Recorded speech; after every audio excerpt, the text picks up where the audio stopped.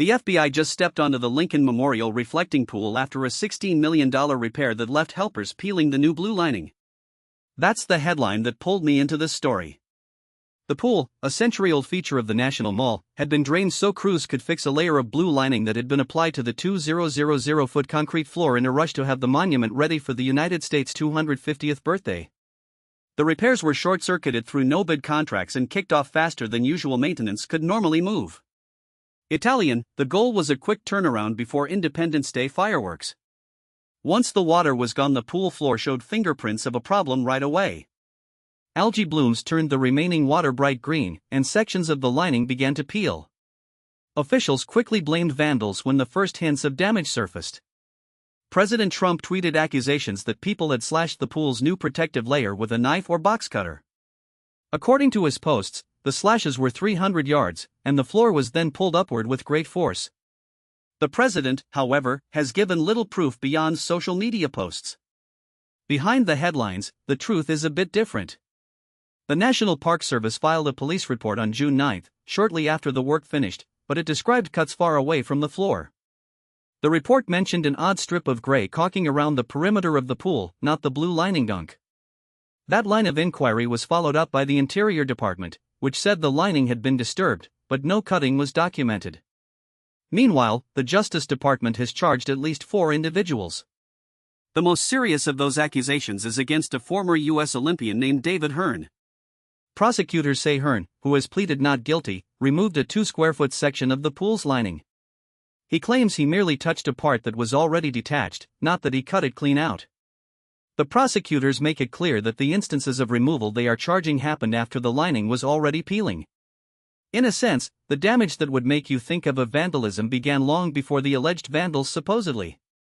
The timeline shows that the lining was experiencing problems from the start, and the so-called vandals, if they exist, are almost a byproduct of a structural failure rather than the cause.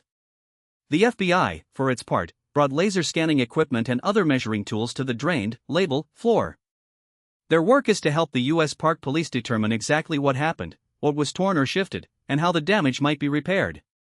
A spokesperson for the FBI said the team was simply assisting the police in investigating damage. Katie Martin, a spokeswoman for the Interior paper, said she still has questions about how much repair work is ultimately required. President Trump has a narrative that the vandals broke the lining, Martin said. The science and the investigation show that the lining was experiencing problems from the start, and the so-called vandal activity happened only after the lining was peeling. We're still sorting out the damage and how best to fix the pool for the 250th celebration.